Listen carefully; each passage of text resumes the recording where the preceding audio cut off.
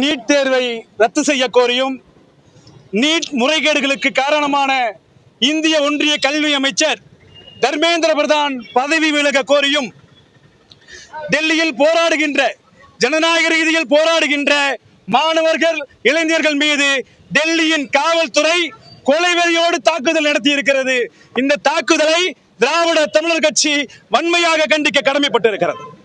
எங்களுக்கு திராவிட தமிழர் கட்சி முன்வைக்கின்ற கோரிக்கை என்பது நீட் முறைகேடுகள் அல்ல, முழுவதுமாக நீட் எனும் அந்த கொடிய நோய் நீட் ரத்து செய்யப்பட வேண்டும் என்கின்ற கோரிக்கையை முன்வைத்துதான் இன்றைக்கு கோவையிலே ரயில் மறியல் போராட்டத்தை நாங்கள் முன்னெடுத்திருக்கின்றோம்.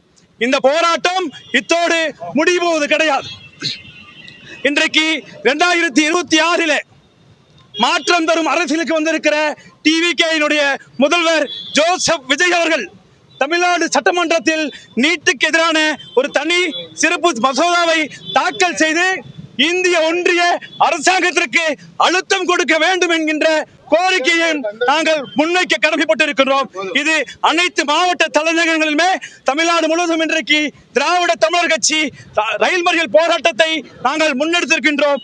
தொடர்ந்து இதே போக்கு நீடித்தால் எங்களுடைய போராட்டங்களுடைய வடிவமும் மாறும் என்கின்ற ஒரு எச்சரிக்கையை தமிழ்நாடு அரசுக்கும் இந்திய ஒன்றிய அரசுக்கும் திராவிட தமிழர் கட்சியின் சார்பிலே தெரிவிக்க கடமைப்பட்டிருக்கிறோம்.